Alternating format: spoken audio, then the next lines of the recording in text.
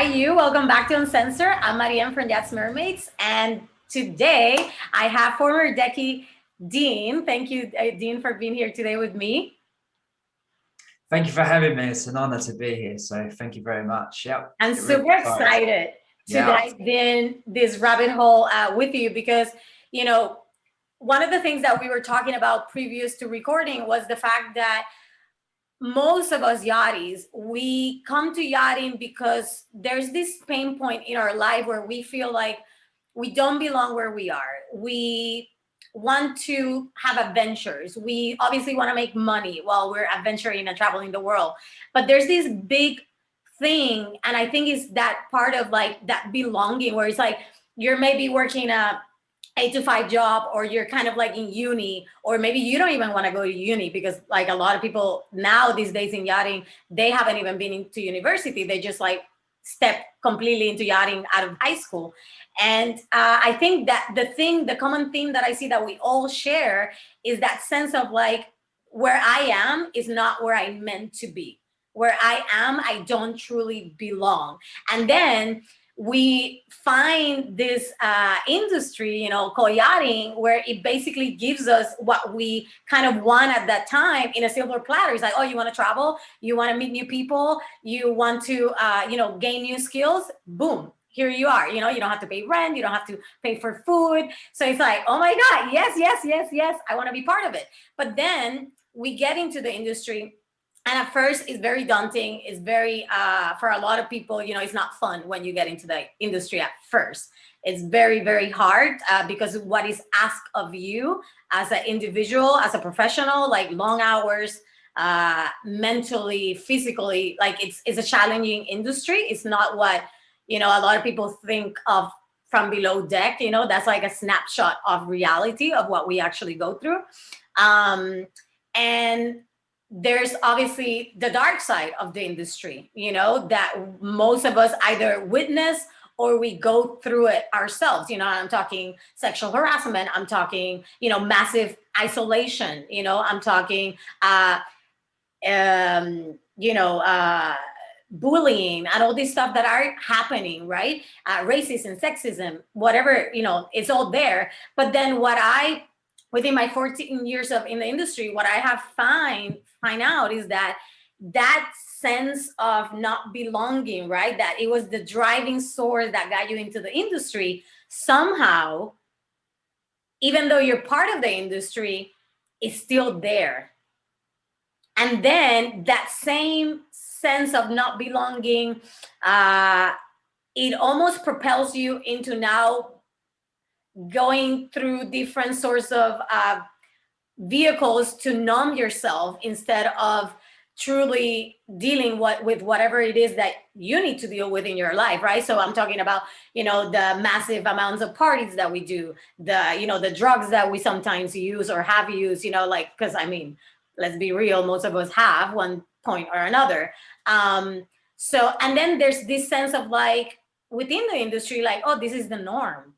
Like, this is okay. It's okay to numb yourself. It's okay to not belong. It's okay to isolate yourself. It's okay. But then it's like, it's okay, but there's not it's almost like it's okay to do all this crap that we do to ourselves, but it's not okay to actually talk about it. It's not okay to actually open up the door to the darkness and see what it is truly there, and say, hey, you know what? I'm fucked up. I need help. Can you help me? Right? That's kind of like not okay.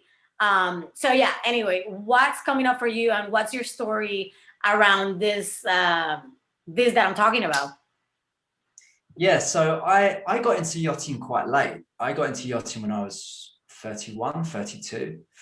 And yeah, I got sold the postcard. I got sold the luxury, you're not going to pay tax. You're going to rent free. You're going to go to all these incredible places and you're going to have an incredible life just driving tenders and yeah, looking cool. And some of that is true. A lot of that is true. And as you said, it's just a snapshot. So I was super excited. I traveled to 80 plus countries before this. I was a seasoned traveler and I thought, wow, this could be perfect for me because I've always felt that sense of I don't belong anywhere.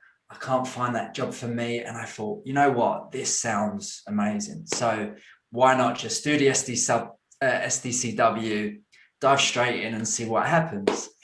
And I kind of took a chance, went to Mallorca, and I got lucky because I met a few people that had good networks, and it's super easy to meet people, and it's a great island for the social side, which I'll come back to actually. And so, yeah, I managed to get some day work at first.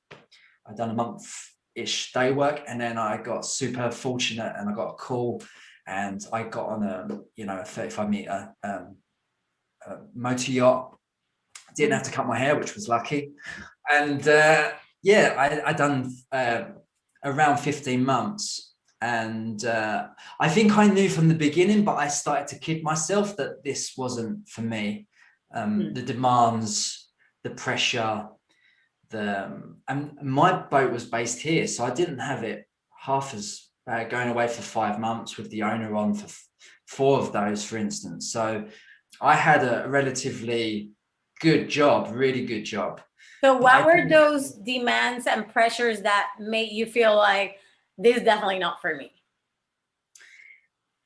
I think it was what was expected of me, in the terms of my owner was quite demanding but fair, and we didn't have much interaction with him, but there was a lot of pressure with, kind of, I came on as a green deckhand, and I was pretty much had to learn on the job of a 3-week trip, and I was learning on the job, like mooring techniques, just how to position myself, what was expected of me from the owner. So it was all very new, and it was like almost like a juggernaut of information that I had to process and deal with, as well as, we didn't do split shifts, so we were doing like 18, 19-hour days. And for me, that was tough because I've never experienced that before. Right. I used to do shift work, and I thought that would gear me well, but this was completely different. And to be on like constant standby was tough for me. So mentally, I was quite drained. I was tired. I was learning so much. Everything was so new.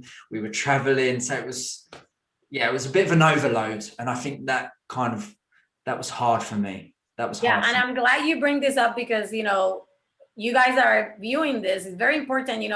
As senior crew members, we tend to forget those early days, and then we get super we are not compassionate enough, or we're not patient enough with the green crew that are coming in. We want them to just be like, hey, go, do this, do that. It's like, we have to remember that there's this massive overload. There's this new environment that you're kind of like adjusting to. There's so many things happening at once that it's like, okay, yeah, I want to perform, but like, fuck, give me a break, there's a lot going on, and we have all been through that. But for some reason, we kind of forget what that was like for us. And we just expect green crew to perform at a level that they will never be able to perform, because that's why they're green crew, So I'm glad that you kind of bring that up, because I think it's a very important reminder for all of us that are viewing this, to like snap out of it a little bit and be like, oh shit, yeah, I should be more patient. I should be more considerate. I should be more compassionate. Yeah. And what was interesting about our boat is that the crew mess wasn't off limits. So the owner and the family could do it. So there was literally nowhere. The only time I could escape, I felt like I was alone, was in the shower. Yeah. I would just stand there for 20 minutes thinking, I don't know if I can carry on with this. And that was like after about 4 days. I was thinking, come on, just get through it. Just get through it. Come on, it's going to be a good experience. I was trying to reframe it in the best possible light, even though I was tired, and I was like, it's a challenge. It's not a struggle. It's a challenge, and I'm going to get to the other end no matter what it takes. And it's going to be valuable lessons that I can take with me. So obviously you didn't feel, well, I mean, I'm assuming here, but how was do you feel like you had some sort of support system within the boat, that as a green crew member, or any crew member really that was part of the team, that they were taken into consideration, you know, their mental health, their well-being, you know, within the confinement of, you know, a really extreme industry? I would say yes and no. My captain was like great with me, and he was always there. Like, if you want to talk to me, I didn't feel like I could. I don't know if it was the chain of command or the way that the boat was, and everyone was busy and doing things that I didn't feel comfortable doing that. I didn't want to see it as almost like weakness to admit that I was not doing well, or I was tired, or I felt uncomfortable. So I think it was more about me than the boat, for example. Okay. And yeah, that feeling of, because I've heard about the industry before I came into it, and it's quite cutthroat. And I felt that if I were to say, you know what, I'm tired, I need an extra hour nap or something, that I would say, you know what, this ain't for you, mate. You know, on your bike, we pull up and you can jump off. That's how I assumed it would be. Maybe I've got that wrong, but that was just the story in my head. So I think this is a very important point that you're bringing up, because a lot of people within the industry, they say, well, I don't feel that I can talk to my superiors, right? And sometimes it's true. The superiors are not creating an environment or inviting them to say, hey, I'm not feeling good, I'm not okay. And that is a valid point. That could be true. But also, I think there is this side that you're talking about where the superiors are saying, I'm here for you. If you're needing to talk to me, talk to me. But then we have this fake story that we're going in like a hamstring wheel that is actually blocking us from asking for that help. And then it's almost like we blame the industry, or we blame something exterior, right, outside of us, when in fact it's the fact that we're not taking responsibility to speak up and, you know, say what we feel, you know, whether that will cost you your job or not, because more than likely it won't cost you your job. It's just a story that we have in our mind that if I say I'm not okay, I'm going to be on the dock within the hour, which is totally not true, because most humans in nature are compassionate beings, are people that do care about other people, you know? So I'm glad that you kind of brought that up and kind of put a lens on a different perspective, and that you realize, you know what, it's not really that the boat wasn't supporting me. It was that I had this story that was blocking me from asking for that support. Yeah. So I'm so happy that you brought that up. Yeah. And what's interesting is I feel that that story and those beliefs, that belief system in my head, held me back from progressing as fast as I could have. Because in my head, I was thinking, the problem with a first impression is you only get one.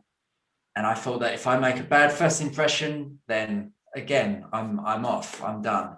And that's going to be a very short career. So that I think I added more pressure to myself on top of, you know, not knowing my job, not really being in this environment, dealing with high-end clients that, you know, eyes like a hawk. I was just petrified, you know. It was got to the stage I didn't know, you know, like walking on eggshells, because literally walking on the tee like a ballerina, because the owner could like wake up, like could hear a pin drop. He was so sensitive, and he was ringing up the captain every night saying, I can hear a noise, I can hear a noise. So I mean, it was just, and things were going wrong. Maybe we'll talk about that, but everything that could have went wrong on this trip. And yeah, it was just it was an incredible experience when I look back, and something that I can take a lot from and help others who are in this industry, or, you know, something similar, because it's a tough place to work.